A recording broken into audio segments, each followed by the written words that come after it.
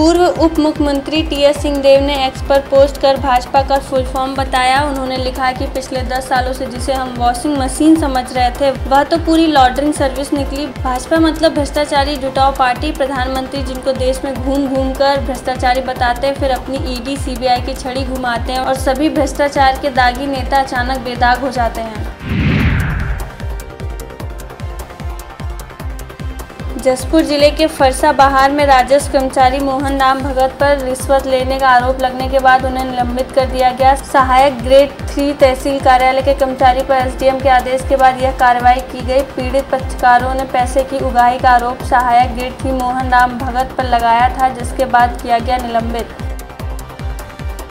प्रदेश की राजनीति की दशा और दिशा बदलने वाले एनसीपी नेता रामावतार जग्गी हत्याकांड में हाईकोर्ट का फैसला आ गया। हाईकोर्ट ने जग्गी हत्याकांड के आरोपियों की अपील खारिज करते हुए 28 आरोपियों की उम्र कैद की सजा बरकरार रखा है। High court chief justice Ramesh Sinha व justice Arvind Verma division bench ने आजीवन कारावास की सजा को बरकरार रखा है। आजीवन कारावास की सजा पाने वालों में 2 तत्कालीन सीएसपी और 1 तत्कालीन थाना प्रभारी के अलावा यहार डेबर और शूटर चिमन सिंह शामिल हैं।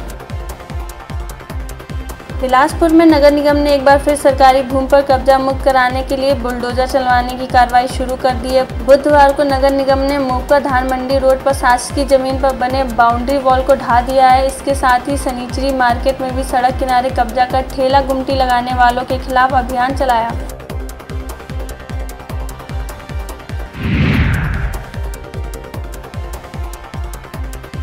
कबीरधाम जिले के लोहारा थाना क्षेत्र के ग्राम बिरोडा में किराना और कपड़े की 3 मंजिला दुकान में आग लग गई। आग में लाखों रुपए का कपड़ा और किराना सामान जलकर खाक हो गया। घंटों की मशक्कत के बाद फायर ब्रिगेड ने आग पर काबू पाया। इमारत में साहू किराना और कपड़े की दुकान थी।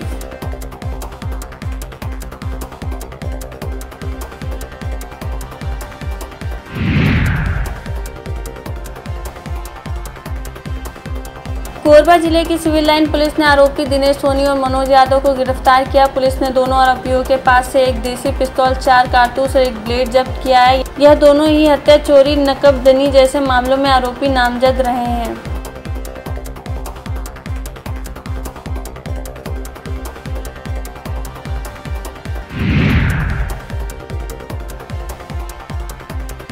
दुर्ग जिले के उतई थाना क्षेत्र के मंचादूर चौकी इलाके में 22 साल के युवक ने अपनी 6 साल की चचेरी बहन से रेप किया। बच्ची ने बेतहाशा दर्द में अपनी मां को इसकी जानकारी दी। इस पर माता पिता बच्ची को लेकर मंचादूर चौकी पहुंचे और केस दर्ज कराया। पुलिस ने आरोपी को गिरफ्तार कर लिया है।